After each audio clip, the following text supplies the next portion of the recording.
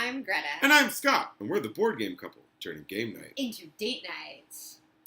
Do you have any idea how you might measure up in a drinking contest against creatures like dwarves, half-orcs, or bards? No? Well, you're about to find out in today's game, Red Dragon Inn 2. In Red Dragon Inn 2, you play adventurers who, once the campaign is over, decide to spend some of your well-earned gold going into an inn and seeing who could be the last one standing by drinking the night away. You pass out drunk or lose all your money, you're tossed out, and you're out of the game. Although this is a sequel, Red Dragon Inn 2, this is basically the same gameplay, actually, exactly the same gameplay as the first one.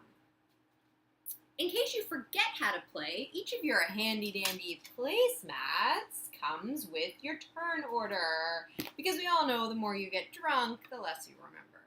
To play, you get to play action cards. These do things like give people more drinks, or steal people's money, or various cute and funny things like that.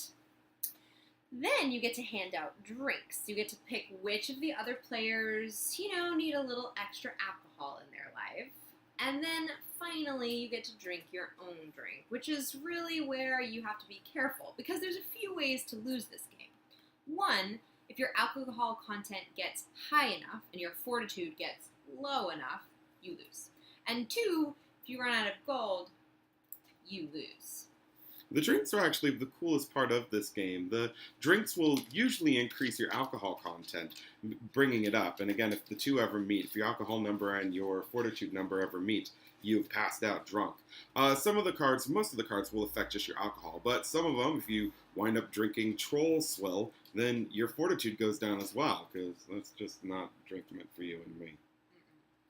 Some of the drinks will also come with chasers. Those chasers mean that you not only take the drink that's in front of you, but draw the next one and drink it as well, adding its effects as one big combined drink. It's a really cool system, and it's a lot of fun. The other aspect of this game is something called gambling. During your action turn, before you hand out the drinks and drink your own drink, if you have one of these cards, Gambling I'm In, you can start a round of gambling, which was sort of like a mini-game within the larger game. And all the players who have gambling cards or gold to ante up get to play. It's a really interesting way to steal people's gold, because remember, that's one way to knock them out of the game. But if you're not sure you can win, which you honestly can't be because you don't know how many of these gambling cards someone might have in their hands, it's also a really good way for you to get knocked out. So be careful. Play with caution. So Red Dragon Inn 2, which is essentially the same as Red Dragon Inn 1, just with different thematic characters, what are your feelings? I like this game. I think it's fun. It's definitely a little fluffy and light, and I mean that in a good way. I think it's a good addition to your game cabinet. But there's always a but with that statement. I don't think it plays well with just two people. I think because most of the cards are, what are they called? Take that! My least favorite kind of card. Doesn't really work with just two players. When your cards are designed only to take things from the other player, or make them lose alcohol, or make them lose gold, it sort of defeats the purpose, because I don't have other players to choose to play this card on. I can only play it on the other player. So yeah, it doesn't really mean that you're not taking it personally when someone does that, but it just sort of loses some of the fun, when you only get to choose one other player to ever play it on. The other thing about this game, each version, the base and all of the sequels, come with a couple of different characters. For example, we have the Illusionist in Red Dragon Inn 2. I don't feel like each of the characters are evenly matched. Some of them, for example, the Half-orc, are better at making you lose fortitude, and it's really great in a thematic way. He'll hug you too hard, stuff like that. But when your character doesn't have a way to gain more fortitude, or really fight that power in any way, you just sort of feel like your characters don't really mesh together. They don't complement each other in a way that I think is problematic to the game. Yeah, I feel that there's a real unbalance with the characters because there are certain characters that are better at other things, or better at certain things than others. And what wound up happening is it seemed to be a bunch of different people all racing to different finish lines. So I wasn't competing, oh, I'm going to make you pass out drunk before you make me pass out drunk. No, it was, I need to make you pass out drunk before you gamble and take all my money away. Like, there were a couple times where, yes, we were close to being eliminated when the game was finally done. However, we got there in completely different ways, and it didn't feel like we were playing the same game. I actually think I would like to take all the characters that are good at the same thing from all the sets and have them play against each other, and maybe that would be a more balanced experience. But as it is right now, it just feels like you're focusing on different things than your opponents, to the point where it almost feels like you're playing a different game. And that focus is actually a big issue that I take with this game. With there being the alcohol content, the fortitude, and the gold as all being ways to be eliminated from the game, sometimes the game feels like it has a lack of focus. There are too many times where someone's doing something and someone's doing something else, and you have all these cards, and you're like, oh, I need these 3 to do this, and these 2 to do that, and these. So the game, I sometimes wish that we could eliminate one of the aspects of the game.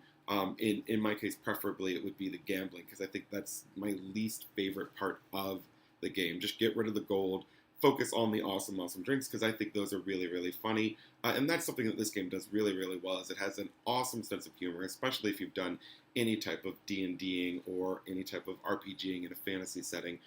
The game really gets those aspects really, really well and does it in a very comedic way. So I really dig that. But I think that it's unfocused, and I wish that there was a way to fix it. I agree. The gambling definitely feels like something that was just sort of tacked onto the top of a game that already existed and didn't really need an additional feature. The other thing about this game that I'm not a fan of, if you're playing with multiple players, more than 2, once you're out, and the rest of the game continues without you, which is not really the type of game I'm a fan of. If you're all getting out at the same time, like toward the end, it's not really that big of a deal. But if you're out halfway through the game, then you still have half the game to just sit there and watch your friends have fun while you're, I don't know, maybe drinking in real life. It just doesn't really work for me. So, Red Dragon Inn 2, fight night or date night? I think I'm going to go with fight night. It didn't actually cause fights with us, and it is lighthearted, and it's fun. I just really don't feel like this is a good game for 2 players. I think all of the fun, good-naturedness of it is kind of lost because you're forced to just ruin the other player's night. Yeah, I think I'm going to go the same way. I feel very similarly about this game as I did with King of Tokyo, which was another you have to keep doling damage to just one person or keep focusing on one person. It's the type of thing where the game functions for 2 people, but it probably shouldn't. And so as a result, it winds up, this would be a great game with multiple people. I think that it's not that much fun when you have just 2 people.